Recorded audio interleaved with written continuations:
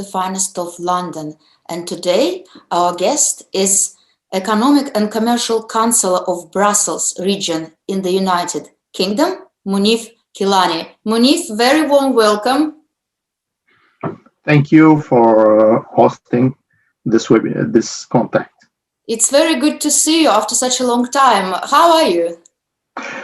Fine, confined like everyone, but still adapting myself. Are you currently in London or in Brussels? Yeah, I'm based in London. I'm currently in London and confined in London. Yes, good. I'm in London too. I'm in Chelsea area, so not too far. Not too far. Let's talk about your work first, if we may. Mm-hmm. What are the main sectors of your work here in the United Kingdom? Well, as an economic and commercial counselor, we have two main duties and one subsidiary one. I'd say the main duties are first promoting exports from our region, which is Brussels in my case, to the UK. And the second one is attracting investment from the UK to my region.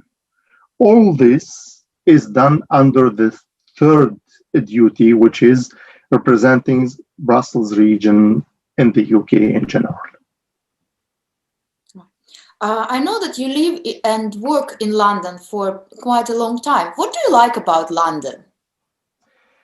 Well, you know, it reminds me a quote from Samuel Johnson, who said, "When a man is tired of London, he's tired of life." London is a very nice city. It's what I like most in London is the richness, the diversity, and the contrast. It's a very rich city. It's very diversified. I mean, no one can see himself as foreigner or alien in London. You adopt the city while the city will adopt you as well. And the third one is contrast between the old, the new, the traditional, the modern, the busy area and the calm area. It's all this together making London as unique place. Do you have a favorite part of London after Belgravia, where you work? Of course, of course. Next to Belgravia. And that's not far, maybe Mayfair. Exactly. No, you know, when I came first to London, it was in 1996, and I came as a tourist. And you know, when I am back to London as a resident, my favorite place is still this place, the touristic center of London. Why? It's not because it's touristic, but it's rich. Whenever you go to London, to this place, you learn something new. You keep in your memory something new. And that's the richness, what I call the richness of London. What I like most in London, sometimes you pass just in front of a building, and it's very, very banal. It's very usual one. When you go inside, my God, it's amazing. And what do you miss about Brussels? Well, Brussels is my city again. So of course, what I miss more in Brussels, the history, the culture, all my past. You know what makes Brussels singular, unique in a certain way, is this cozy character. You know, Brussels, it's not a huge metropolitan city like London, New York, or Paris, or something like this. It's what we call in French à taille humaine. It's on the human size. You can reach all the areas in Brussels within half an hour, but still, it's very rich. It's modern, ancient. It's it's diversified. And of course, what I miss more in Brussels is the gastronomy. The gastronomy, the nice restaurants, of course, the good chocolate, the Belgian waffles. Okay. I love it. Actually, I'm going to visit Brussels in a few weeks. What places would you recommend to visit? Well, if you go to Brussels and you don't visit the Grand Place, you will miss everything. I'm visiting Grand Place. Grand Place is the biggest open air museum in the world. It's a museum, actually. It's not. It's called Grand Place, which means literally the big place. Yes. It's not only a place; it's a museum. The biggest symbol of Brussels is the Atomium, which has a very big monument. Has been built in 1958, and it was a temporary building. It was only for the World Exhibition, and then it's lasting till now. It's renewed. It's what I advise in Brussels is to make some theme tours, like for example the comic strip tour. I have to check this out. What about a nice restaurant? Maybe French? Well, you know, of course, Flemish. gastronomy, as I said in the beginning of my intervention, gastronomy is very, very important. Belgium and Brussels is not only chocolates. It's not only waffles. It's this specific restaurants, which is a kind of mixture between the French quality and the German quantity. Yes. Yes. So it's a very, very, very good marriage between the two sides. It's very, very fine food, but at the same time you have the quantity, you have the variety, you can get whatever you want, which is very important. I cannot say it's competing with London, but the same spirit of London, you can find all kind of ethnic foods in one place in Brussels. Yes, so I will not be bored. Of course. Don't forget moule frites. You know, the mussel and French fries. I have to try. Yes. It's very traditional dish. I already tried fish and chips, so I have to try now that food. Well, of course. Our fish and chips in Brussels is the moule frites. That's it. It's fine with me. Yeah, of course. So I found out that you now offer bounce back coaching after COVID-19. Can you tell me a little bit more about this coaching? Yes, exactly. We are in Brussels. We are suffering like any other place in the world from the COVID crisis, of course. And the Brussels authorities are helping the businesses in Brussels. Most of the businesses in Brussels are SMEs, so of course they do need help, either being in the retail or exports or any other business like this. What they do beside that is prepare for the next step after the COVID situation. Of course, people should be prepared to face this situation, but also to be prepared for the post-COVID situation. Of course, we discovered a lot of business are still missing to have some digital support, some e-commerce businesses and something like this. And that's why our authorities decided to set up 25 modules coaching people.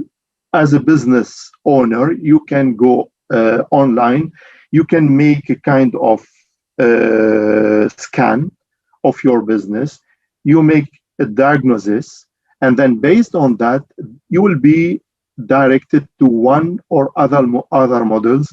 Of course, the models are based on the sectors, on the theme.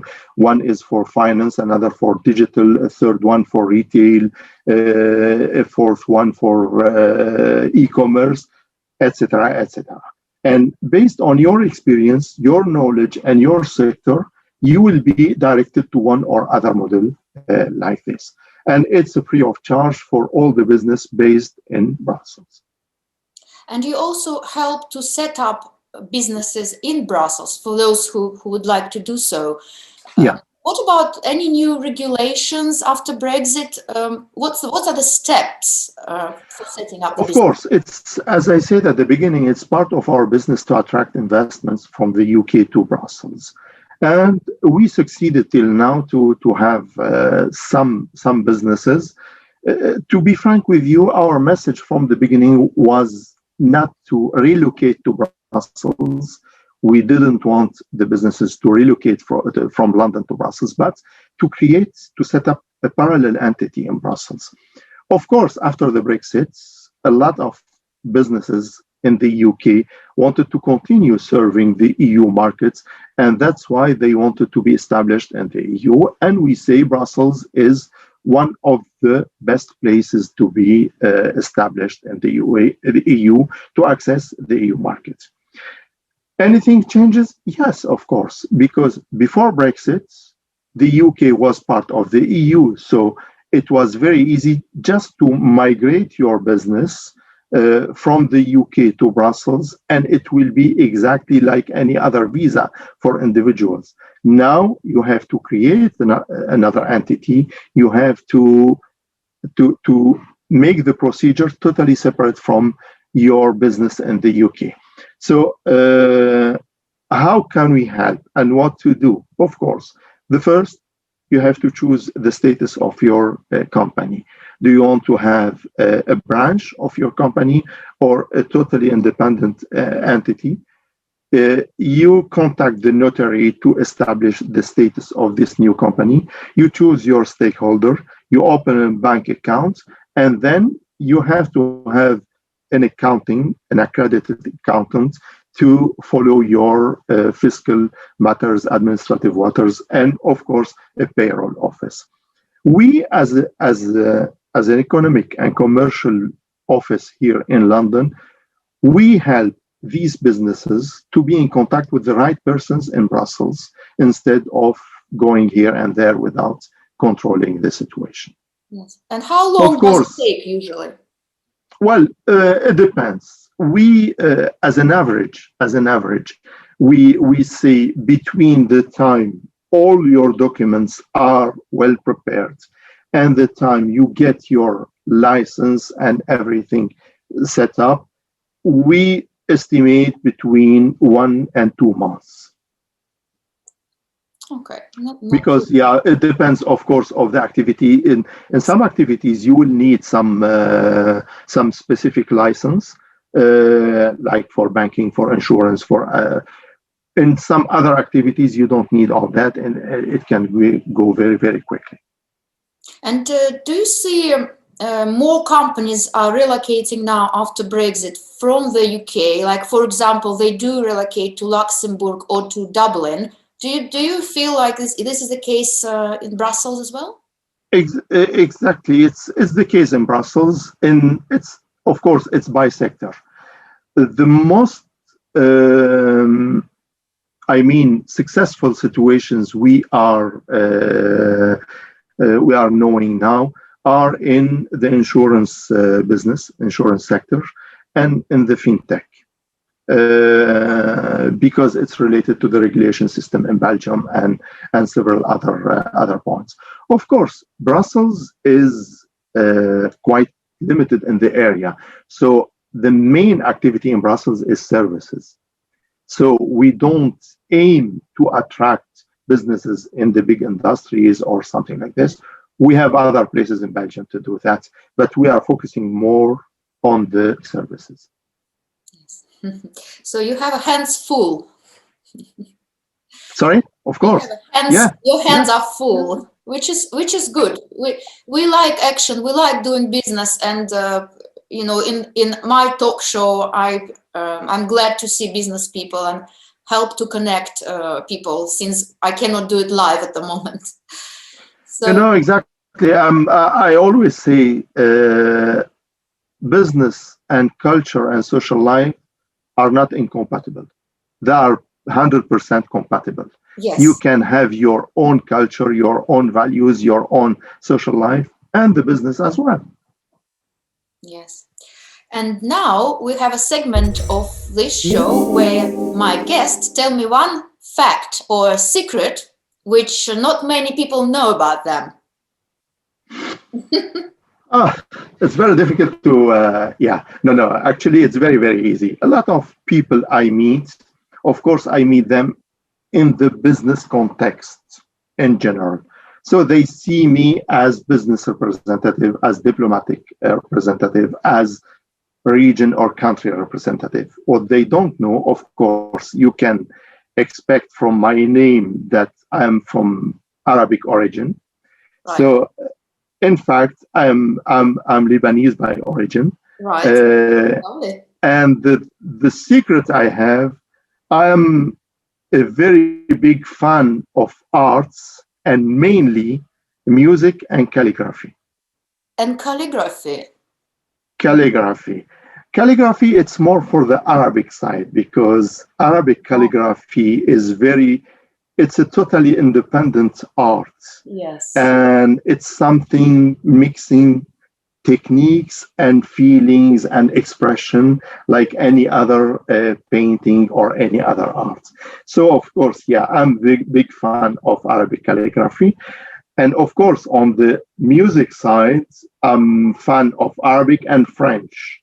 And what's your favorite band? Sorry? What's your favorite band? Well, I'm more in the classical, so I can mention in the French music, for example, our national Jacques Brel, who is very famous, who is by the way, he is Belgian by origin, but also Edith Piaf and Michel Sardou and other in the new trends, yeah, of course. It's beautiful. Mounif, thank you very much for taking time and talking to me today. And I would like to wish you success in your diplomatic work. And I hope we will meet soon in London at our business events. Thank you. Well, thank you very much, Diana, for hosting me. And I'm always at your disposal for any other contact. Thank you very much. Thank you. Bye-bye. Thank you. Bye.